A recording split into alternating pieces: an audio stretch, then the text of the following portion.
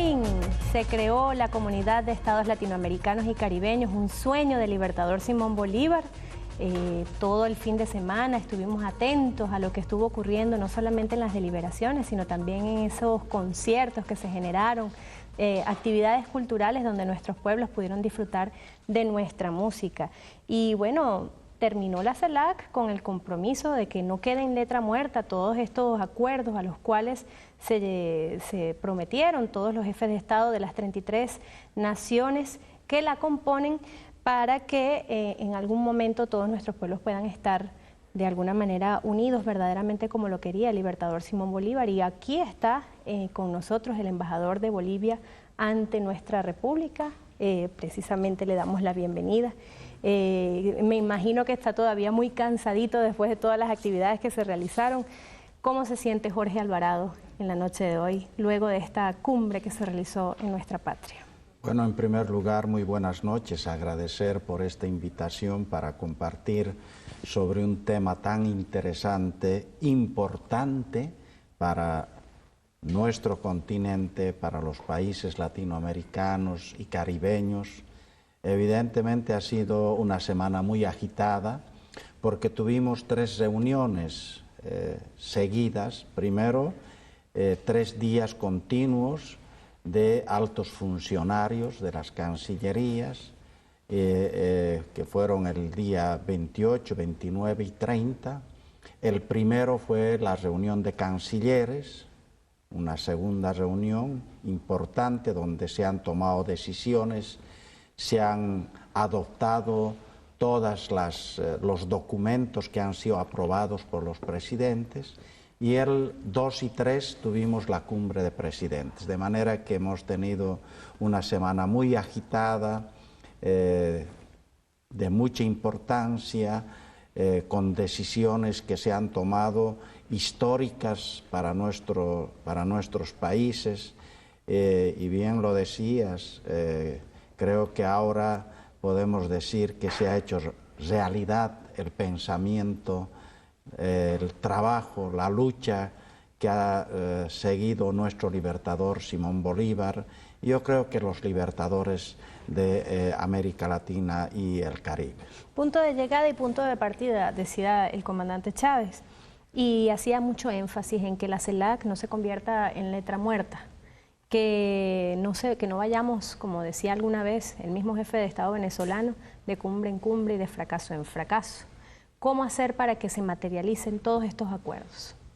Bueno, esa preocupación han manifestado varios presidentes, entre ellos el presidente Correa. Decía que no sea una cumbre más, hay que hacer seguimiento.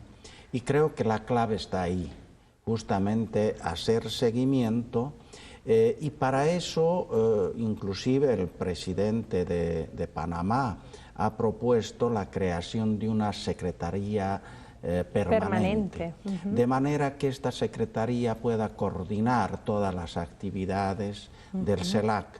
Pero por otro lado, también el presidente Chávez ha propuesto, y creo que esta propuesta ha sido sumamente importante, de que se reúnan cuanto antes los cancilleres de los 3 países que van a copresidir el CELAC. La llamada troika. La llamada troika, integrada por Chile, que es el presidente para el año 2012, el presidente saliente, que es Venezuela, y el presidente entrante para el 2013, que sería Cuba.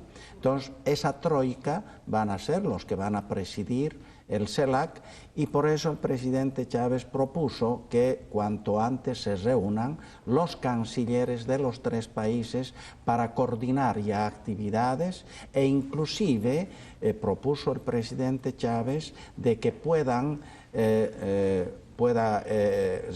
reforzar a esta reunión de cancilleres un representante de cada región.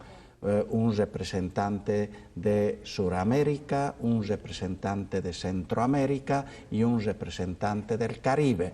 De esa manera, para que haya una mayor fortaleza en el seguimiento, en la planificación de todas las actividades del CELAC. Usted sabe que mucha información se ha manejado tanto del lado, digamos, oficial como del lado no oficial, del lado de las personas de la oposición aquí en nuestro país. Y por las redes sociales o las llamadas redes virtuales también, algunos dirigentes de la oposición habían tratado de comentar que la troika era una especie de figura como cogollo, como de cúpula, le decimos aquí en Venezuela cogollo, que tomaría decisiones sin consultársela al resto de los países. ¿Es eso así verdaderamente, como lo decía uno de los dirigentes de la oposición venezolana? Yo creo que esa es una especulación a tal punto de que se ha tomado la decisión justamente a nivel de presidentes, porque a nivel de cancilleres se había discutido de que si las decisiones iban a ser por simple mayoría o por consenso. Y no se logró un acuerdo a nivel de cancilleres y se pasó a decisión de los presidentes, y los presidentes han decidido que todo tiene que ser por consenso. De manera que esta decisión que se toma de que todo sea por consenso ya muestra claramente de que tiene que haber una consulta a todos los miembros, a los 33 miembros del CELAC, y los 33 miembros tienen que estar de acuerdo con cualquier decisión que se tome. El jefe de Estado venezolano, Hugo Chávez, durante la instalación de esta cumbre, que fue la tercera de la CALC y la primera de la CELAC, pues daba luces sobre la necesidad, así como lo decía el padre libertador Simón Bolívar, de la unidad de los pueblos de nuestra América. Vamos a ver exactamente qué fue lo que dijo el comandante Chávez. La fundamental de la unidad, la independencia y el desarrollo suramericano. Vacilar sería perdernos. Avancemos sin vacilación, que este es el camino. La unidad, la unidad, la unidad. Solo la unidad nos hará libres, independientes. Solo la unidad.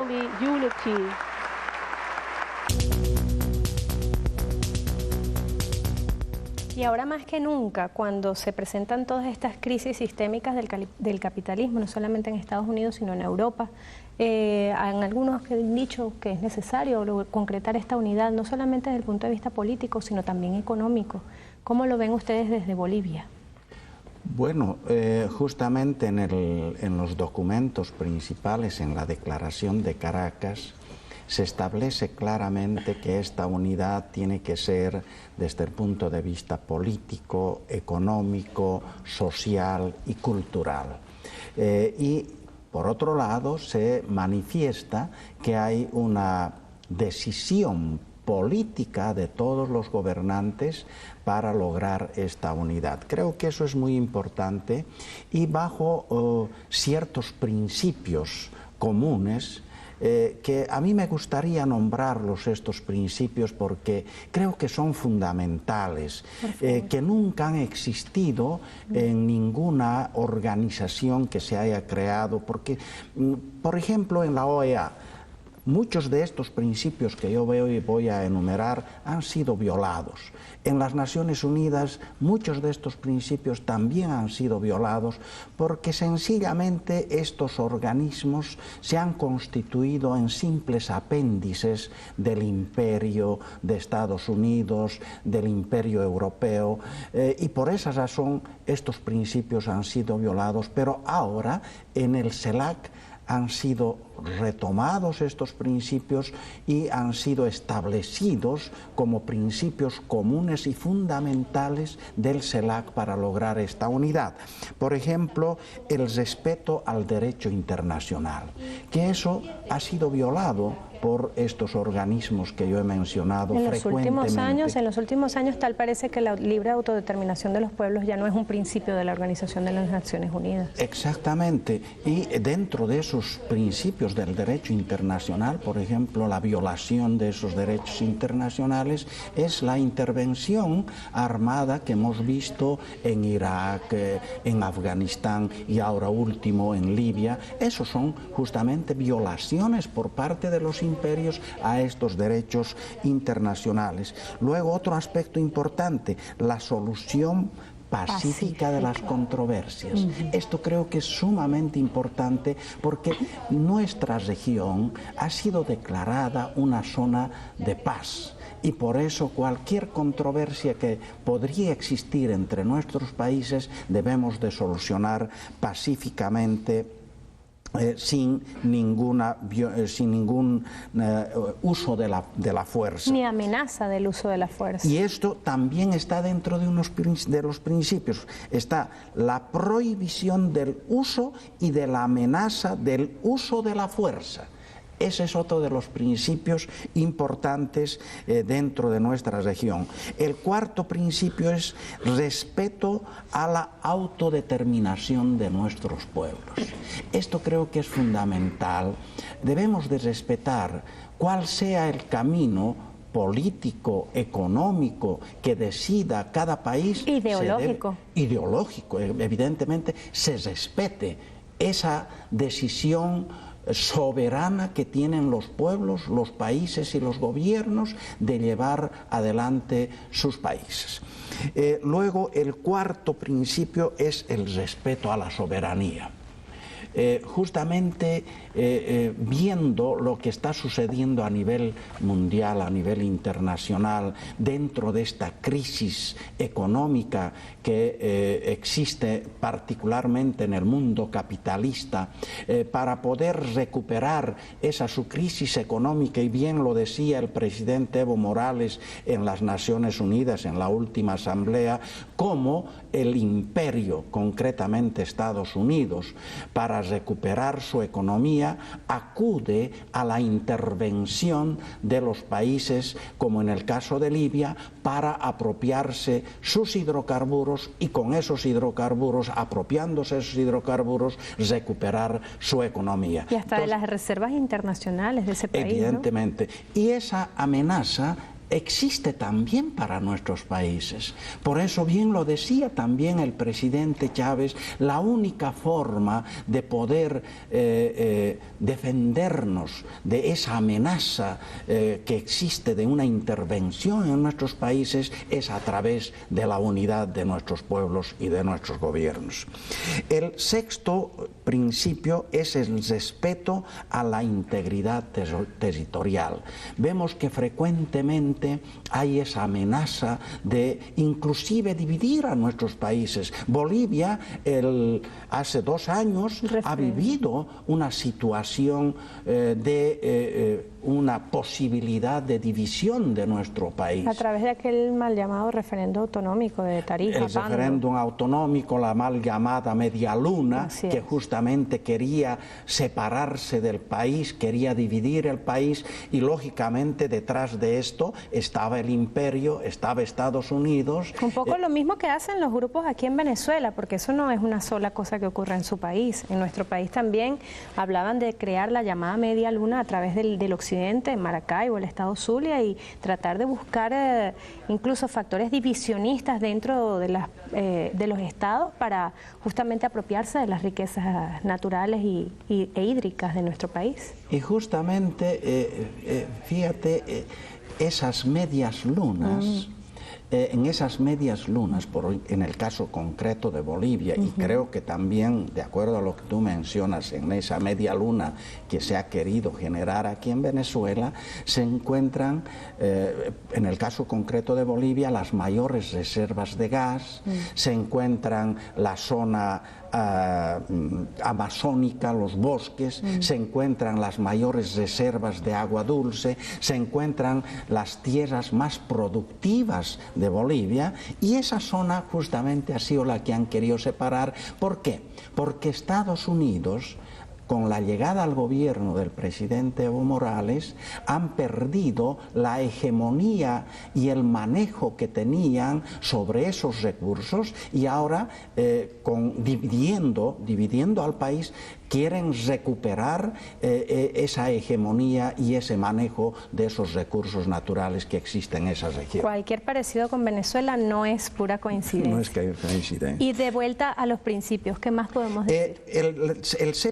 El séptimo principio que yo podría mencionar, que es muy importante, es la no injerencia en los asuntos internos de cada país, el respeto de la soberanía de cada país, el respeto de las decisiones que tome cada país y del rumbo que tome cada país. Esto creo que es también sumamente importante y un mensaje al imperio, un mensaje a Estados Unidos, porque ellos siempre están acostumbrados a la injerencia en los asuntos internos de nuestros países, a tal punto que cambian los gobiernos cuando ellos creen conveniente, cuando un gobierno ya no le es servil o no le es cómodo.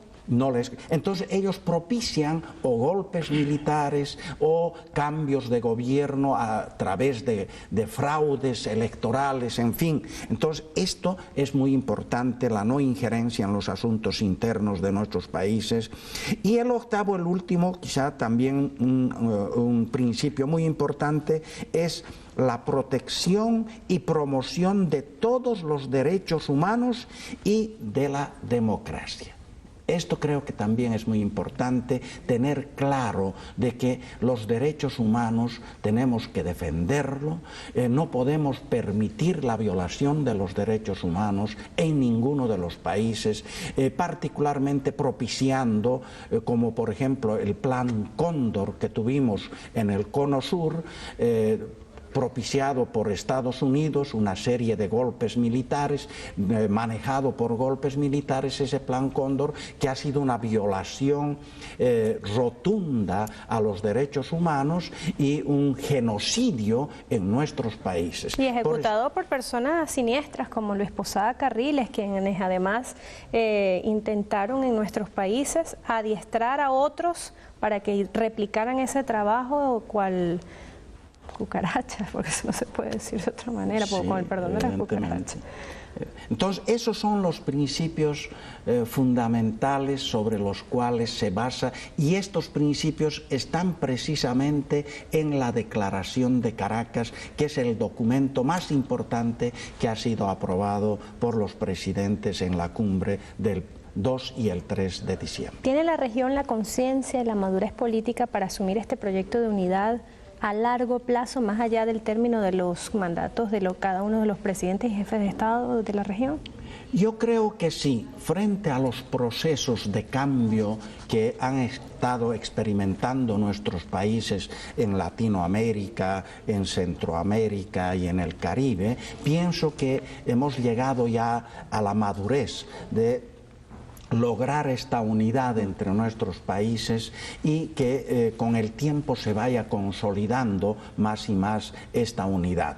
Por eso yo creo que sí existe la madurez suficiente como para poder lograr la unidad entre nuestros gobiernos, entre nuestros países, dentro de la diversidad ideológica, dentro de la diversidad política, dentro de la diversidad cultural. Por eso ahí tiene que estar, y en el mismo documento dice, la inteligencia de poder lograr un balance de la unidad frente a la diversidad. El presidente de su país, Evo Morales Ayma, alertó sobre situaciones y factores de poder que buscan implosionar el ya débil protocolo de Kioto. Vamos a escuchar qué fue lo que dijo y al regreso los comentarios suyos para explicarle a todo nuestro país la posición de Bolivia.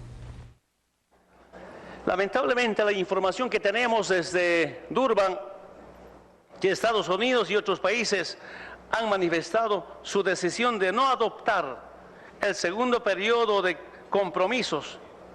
Incluso algunos de ellos han amenazado con salir del protocolo de Kioto. Estados Unidos, su gobierno, es uno de los países responsables históricos mundial del calentamiento global, Aprovecho esta oportunidad para denunciar acá en esta conferencia, están preparando la muerte de la Convención de las Naciones Unidas sobre el Cambio Climático. Nada protegerá entonces a la humanidad, a los pueblos indígenas del mundo, a la madre tierra de la muerte, a la que estamos destinados cuando la temperatura se incrementa gradualmente en 4 grados centígrados el 2020 y mucho más después. ¿Puede verdaderamente la CELAC convertirse en un factor decisorio dentro de la Organización de las Naciones Unidas como para evitar que los desmanes que se están haciendo contra nuestra Pachamama, la tierra, se produzcan? ¿Cómo podemos nosotros desde aquí, desde el sur, desde Latinoamérica y el Caribe, tal vez impedir que se implosione el protocolo de Kioto? Justamente ahí está la importancia de la creación del CELAC, porque ahora sí nosotros en bloque podemos ser representados, los pueblos de Latinoamérica y del Caribe, podemos ser representados por el CELAC en bloque. En todos estos escenarios y entre ellos ante las Naciones Unidas, en estas cumbres de cambios climáticos como la que se está produciendo actualmente en África del Sur, vemos de que el ALBA ha tomado una posición. Y seguramente si ya antes de esta cumbre de África del Sur sobre cambios climáticos hubiese sido creado el CELAC, ahí hubiese estado representado el CELAC, representándonos el CELAC a todos los países. Y este tema de los cambios climáticos evidentemente es un tema preocupante, porque vemos que inclusive en esta cumbre que se está realizando actualmente en África del Sur, en Durban, hay un debilitamiento a favor de los países desarrollados. Hay una como concesión a los países desarrollados en la posición de ellos. Por eso a nosotros nos preocupa. Vimos ya 3 años consecutivos de fracasos de estas cumbres. Primero la cumbre de Copenhague, que ha sido un pleno fracaso, donde estuvimos representados los países del ALBA por el presidente Chávez y el presidente Evo Morales. Después tenemos la cumbre de Cancún en México el pasado año, que ha sido otro fracaso porque se ha visto solamente como un negocio a la madre tierra, a los cambios climáticos con los bonos verdes. Creen que la solución está en comprar con esos bonos verdes y no tocar el tema central. El tema central es lo que ha dicho el presidente Evo Morales, la emisión de gases que está generando el fenómeno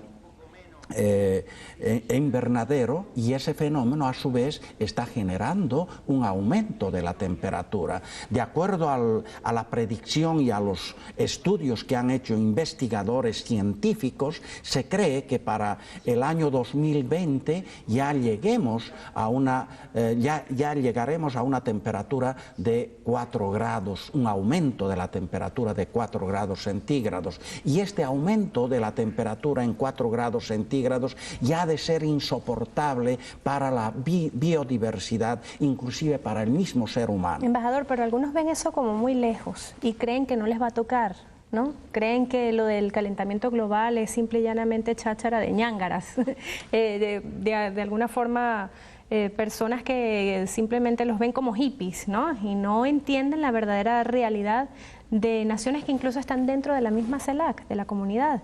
¿Qué podría suceder con países como Santa Lucía? Me refiero a gente como, no sé, Martinica, Trinidad y Tobago, países costeros, países como Venezuela, donde tenemos toda la costa del estado Vargas enfrente y que son países que podrían recibir directamente los avatares, los cambios del clima, ¿no? Y también Cuba, donde permanentemente vemos cómo Cuba, Haití, República Dominicana, Puerto Rico son países por donde pasan constantemente huracanes todas las épocas de verano. Sí, este aumento de la temperatura indudablemente ha de generar el deshielo de los polos y eso ha de producir un aumento del nivel del mar, un ascenso del nivel del mar. De hecho, ya estamos viviendo las consecuencias de ese ascenso del nivel del mar. Hay muchas pequeñas islas que han desaparecido y el riesgo ha de ser mayor con el tiempo, con amenazas a los países que tienen costa. De hecho, aquí en Venezuela ya se ha notado un aumento del ascenso del nivel del mar. Hay mediciones de más de 20 años o 30 años donde se puede observar un aumento del nivel del mar. Y esto, lógicamente, está generando una invasión a zonas pobladas en las áreas costeras, pero además también, fíjate, nadie podría pensar de que hay otros fenómenos secundarios que están afectando también ese ascenso del nivel del mar. Por ejemplo, en las zonas costeras tenemos muchos acuíferos que son la fuente de abastecimiento de agua a muchas poblaciones y este ascenso del nivel del mar está produciendo una salinización de los acuíferos. Esos son fenómenos secundarios que se producen además de la invasión a zonas pobladas. Por eso el ascenso de los niveles del mar es uno de los fenómenos que se ha de producir y que ha de traer como consecuencia la desaparición de islas pobladas, de una población millonaria. Estamos hablando de una población millonaria que ha de desaparecer y que ha de poner en riesgo la vida de los seres humanos. Al regreso, vamos a hacer un corte en este minuto, pero al regreso vamos a estar hablando sobre cómo se van a hacer esos intercambios comerciales entre las regiones de la CELAC, siendo tan diversas como usted mismo lo reconoce. Hay gobiernos de derecha que buscan el tratado, que tienen firmados tratados de libre comercio con Estados Unidos y Canadá, y también hay naciones como la suya que promueven el Tratado de Comercio de los Pueblos a través del ALBA. Vamos a conversar sobre ese tema después del corte y también sus comentarios a través del Twitter para el embajador Jorge Alvarado.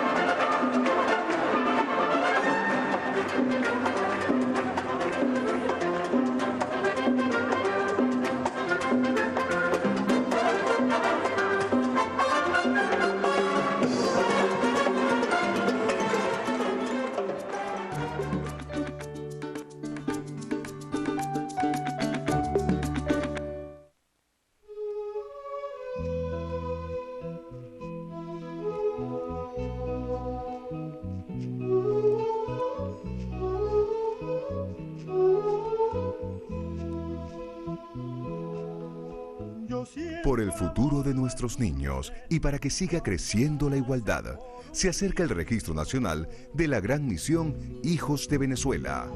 Niños sientan cariño, sentirá amor por los niños.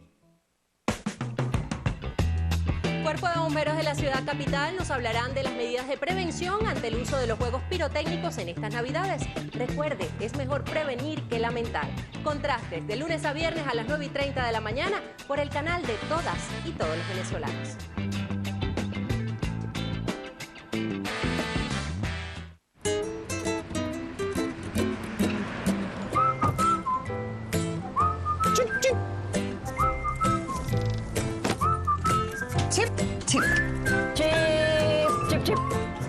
Ya todo el mundo sabe que chip significa seguridad. Lo que no sabes es que ahora tus tarjetas del Banco de Venezuela también vienen protegidas con chip. Úsalas en nuestros puntos de venta o cajeros y tendrás el doble de seguridad. Búscala ya en cualquiera de nuestras oficinas. Banco de Venezuela. Inclusión es nuestro camino.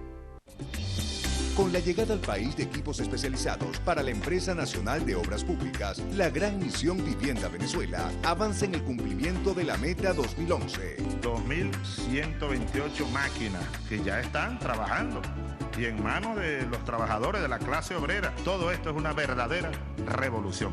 Esto sí es una revolución, la revolución de la vivienda. Gran Misión Vivienda Venezuela. Ni solo, ni lejos, ni triste, ni serio, ahora verás cómo arranca este sueño. Agárrate fuerte que juntos haremos la vida bonita que todos queremos. Brillante, ligero, gigante o pequeño, llegó tu momento de mirar al cielo y ver que el futuro ya no está tan lejos. Porque tu futuro está a la vuelta de la esquina. Los colores de tu cara se iluminan. Ya no tienes que esconder más tu sonrisa. Llegó TVCom, el terminal bancario comunal del Banco de Venezuela, que pone junto a ti las oportunidades que tanto mereces. Y es que ahora tu futuro está a la vuelta de la esquina.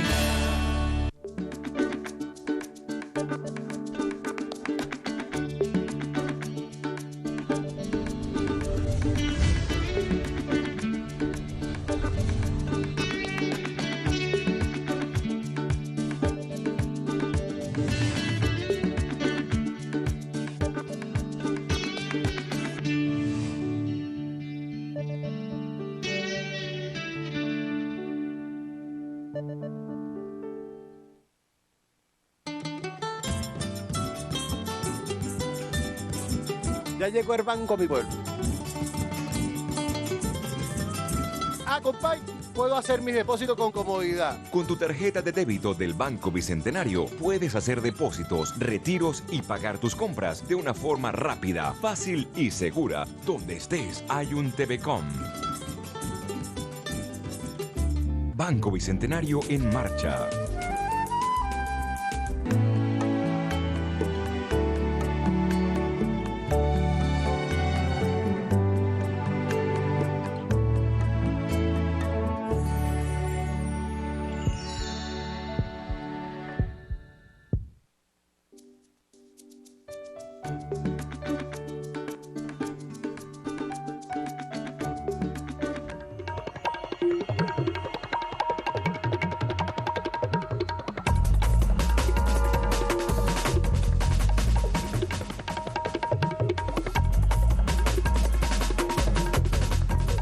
Y por cierto que tenemos que excusar al embajador de Ecuador en Venezuela, Ramón Torres Galarza, quien se encuentra en un tráfico terrible y no pudo terminar de llegar acá a los estudios de Contragolpe, donde estamos acompañadas por Jorge Alvarado, embajador de Bolivia en Venezuela. Y le dejábamos la pregunta antes del corte. El presidente de México, Felipe Calderón, llamó a construir más allá de la unidad política, la unidad que, entre comillas, lo cito, da de comer a los pueblos, la unidad económica. ¿Cómo lograrlo cuando ellos tienen un tratado de libre comercio con Estados Unidos y nosotros desde aquí, desde el sur, promovemos el tratado de comercio de los pueblos? Bueno, yo creo que cuando hay voluntad política, el hecho de que algunos países pertenezcan al Tratado Libre de Comercio con Estados Unidos y otros países, más al contrario, hemos tratado de evitar esos tratados, no hemos participado, hemos rechazado, inclusive ha habido un rechazo. Creo que habiendo una voluntad se puede lograr ese intercambio. De hecho, Nicaragua es parte del Tratado de Libre Comercio, que habían firmado un gobierno anterior a la llegada del comandante Daniel Ortega, y lógicamente que se ve obligado a respetar el comandante Daniel Ortega ese tratado, pero tiene un comercio muy fluido y que se va fortaleciendo más y más con los países del ALBA, concretamente con Venezuela, con Cuba, de manera que yo creo que ese no sería un obstáculo para que logremos este intercambio comercial. Y lo más importante es de que en nuestros países, dentro justamente de esa nuestra diversidad, tenemos unos países que producen unos productos en mayor cantidad con excedentes que pueden exportar, otros países que producen otro tipo de productos que no produce aquel país y que también puede exportar. De manera que creo que ese es el valor y la riqueza que tiene nuestra Latinoamérica y el Caribe, de esa diversidad de productos que podemos complementarnos. Por eso el presidente Evo Morales siempre plantea de que este comercio tiene que ser bajo el principio de la complementariedad, es decir, aquellos países que tienen en exceso algunos productos puedan exportar a otros países que no lo tienen y viceversa. De manera que yo creo que se puede lograr este intercambio y de hecho se ha establecido ya algunos principios para lograr este intercambio comercial entre nuestros países.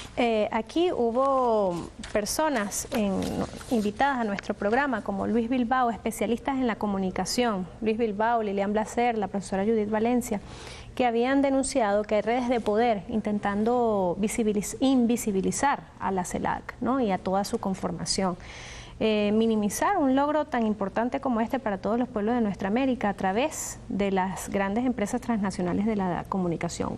En Bolivia, ¿se enteraron los pueblos de su país lo que está ocurriendo, lo que estuvo ocurriendo aquí el 2 y el 3 de diciembre?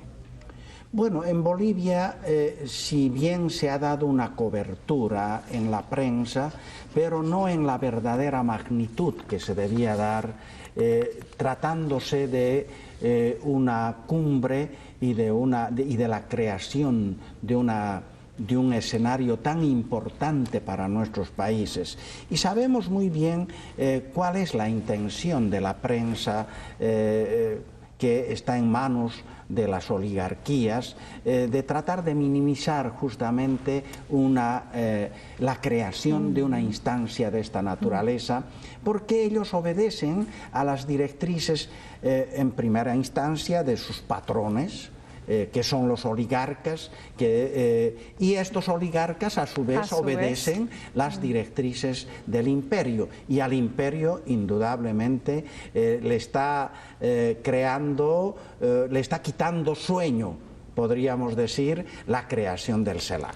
Mire, usted sabe que yo tengo un Twitter personal, @ericalena1, donde la gente me pone una gran cantidad de comentarios todos los días, pero cuando yo tengo invitados especiales lo pongo a disposición de la gente para que le hagan preguntas, y una de ellas la formula @BigBamon, dice: ¿se podría relacionar a la CELAC con el nuevo orden mundial planteado por el grupo de dominación Bilderberg?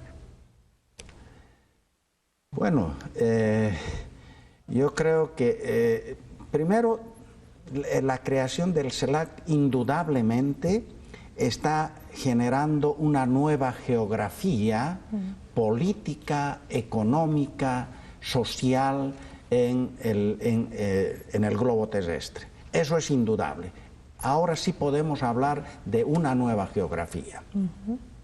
De manera que yo particularmente considero de que debemos de ver ya con otros ojos la creación del CELAC desde el punto de vista económico, político, social y cultural.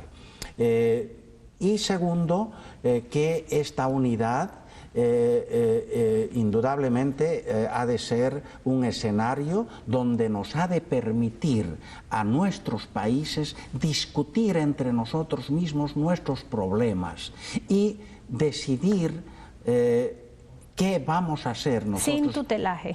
Sin intervención de ningún imperio, como ha estado sucediendo hasta ahora, por ejemplo, en la OEA. Sabemos muy bien que las decisiones que se toman en la OEA tienen que ser bajo las directrices, o han sido siempre bajo las directrices de Estados Unidos. De ahí que para nosotros es sumamente importante la creación del CELAC para que nosotros mismos podamos decidir nuestro futuro entre países latinoamericanos sin injerencias de ninguna potencia. Y hablando de esas injerencias y de esas directrices que se intentan imponer desde el norte a nuestros países, el presidente Rafael Correa planteó dentro de sus intervenciones un nuevo sistema interamericano sin la presencia de Estados Unidos. ¿Podríamos escuchar el video, señor director? ¿Estamos al aire? No lo tienen todavía. Bueno, parte de lo que él decía es que la Organización de Estados Americanos está influenciada por los Estados Unidos y muchas veces son una especie de apéndice, tal como usted lo decía, pero específicamente el sistema interamericano que tiene que ver con la Comisión Interamericana de los Derechos Humanos.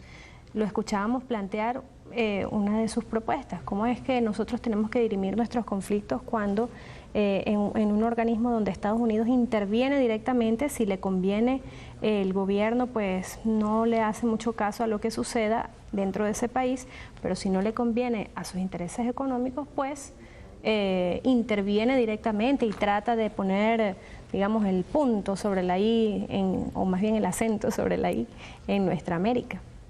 Sí, este sistema interamericano de derechos humanos, que no es más que una organización de los Estados Unidos al servicio de Estados Unidos, se da la libertad de juzgar los derechos humanos en nuestros países, como por ejemplo en Bolivia, queriendo tildar de que se violan los derechos humanos, pero no dice absolutamente nada sobre las violaciones de los derechos humanos en Estados Unidos. Hemos estado viviendo las últimas semanas y hemos visto cómo la policía ha reprimido a los disconformes. Movimiento de los ocupas de Wall Street. Exactamente. Hemos visto cómo los han reprimido y esa ha sido una violación, pero flagrante de los derechos humanos. Y esta organización no ha dicho absolutamente nada, ni ninguna organización de derechos humanos manejado por los Estados Unidos ha dicho nada. Ni ha dicho nada, por ejemplo, esa organización o esa Corte Interamericana de los Derechos Humanos sobre lo que ha venido ocurriendo en Abu Ghraib, en Afganistán, en Irak, todo este tiempo con intervenciones militares realizadas por un país miembro de esta Corte. Exactamente. En cambio, se da la libertad de juzgar, de señalar a nuestros países donde, como nunca en la historia de nuestros países, por lo menos en Bolivia, ha habido tanta democracia y se ha respetado los derechos humanos. En Bolivia no hay, en estos 6 años de gobierno del presidente Evo Morales, no ha habido un solo preso político. No ha habido, por orden del mismo presidente Evo Morales, se ha prohibido a la policía, se ha prohibido al ejército disparar a sus compatriotas, cosa que era normal y corriente en gobiernos anteriores. Tal como aquí. Por eso el presidente Evo Morales ahora en la cumbre decía que desgraciadamente antes nuestros ejércitos eran los verdugos de su propio pueblo. Y ahora nosotros tenemos que cambiar esa mentalidad de nuestros militares y no pueden... Los militares, el ejército es el mismo pueblo y no puede ser que sean los verdugos de su pueblo. O ejércitos de ocupación dentro de su propia patria. Exactamente. Lo invito a que escuchemos el sonido ahora sí del presidente Rafael Correa de Ecuador. Adelante. Necesitamos un nuevo sistema interamericano. La OEA, la Organización de Estados Americanos, ha sido históricamente capturada por los intereses y visiones norteamericanas, y sus sesgos y atavismos acumulados la vuelven ineficiente y poco confiable para los nuevos tiempos que vive nuestra América. Necesitamos un nuevo sistema interamericano. Y aquí la CELAC puede jugar un rol histórico, fenomenal, enorme. Y particularmente un nuevo sistema de derechos humanos, sin el sesgo norteamericano, donde supuestamente se puede insultar al presidente, pero ustedes se van presos si no alimentan a su perro. Y que parta de la base de que no solamente el Estado es el que puede atentar contra los derechos humanos, sino cualquier poder, entre ellos el poder informativo. Estamos liberando a los esclavos en América Latina.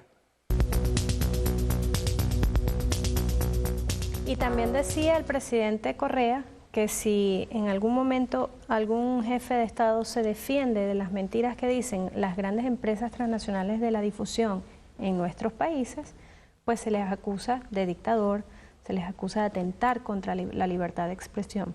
¿Puede servir la CELAC como un instrumento, un mecanismo para liberarnos de esos poderes fácticos sin necesidad de alguna manera, de tocar los intereses estadounidenses o tocándolos también?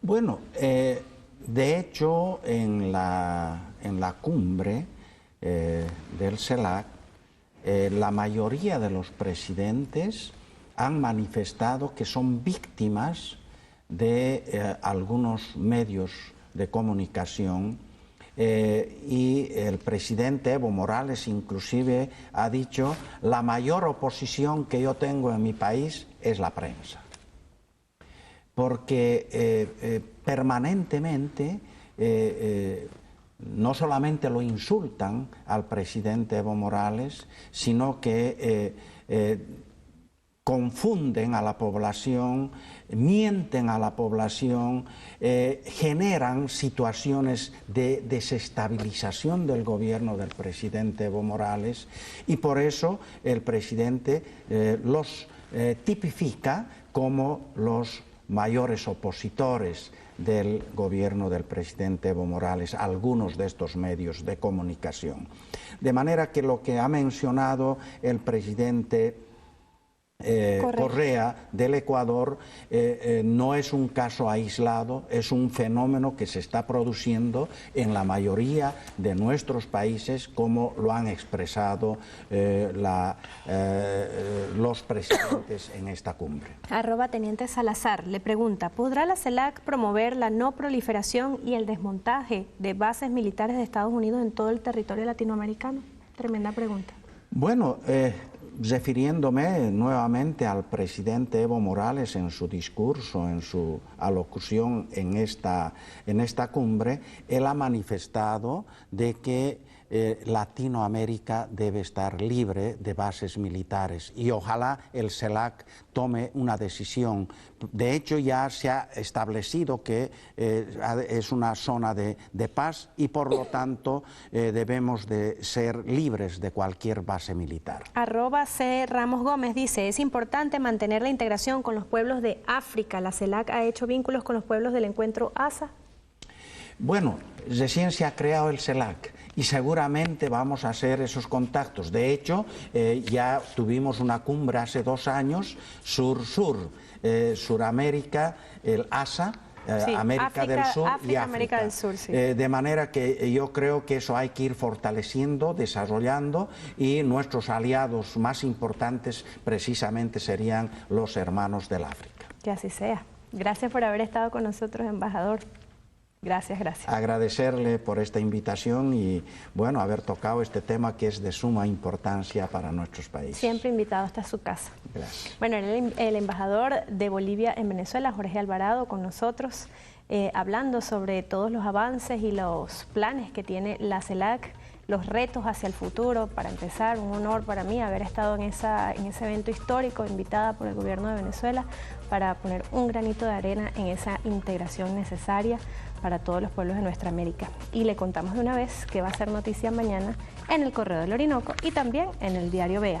El titular del Correo del Orinoco recuerda que mañana se van a celebrar los 13 años de la llegada de la revolución al poder, porque es que un día como mañana, pero del año 1998, el pueblo venezolano eligió al comandante Chávez. Y otro éxito, dice la foto principal. Ayer, es decir, hoy, culminó la jornada especial de venta de electrodomésticos del programa Mi Casa Bien Equipada. Las ferias se realizaron en el Distrito Capital y en 22 estados. Abajo y a la derecha, nuevas y nuevos funcionarios de seguridad. Serán el contingente de 950 jóvenes que egresarán próximamente como agentes de investigación criminal del Instituto Universitario de Policía Científica.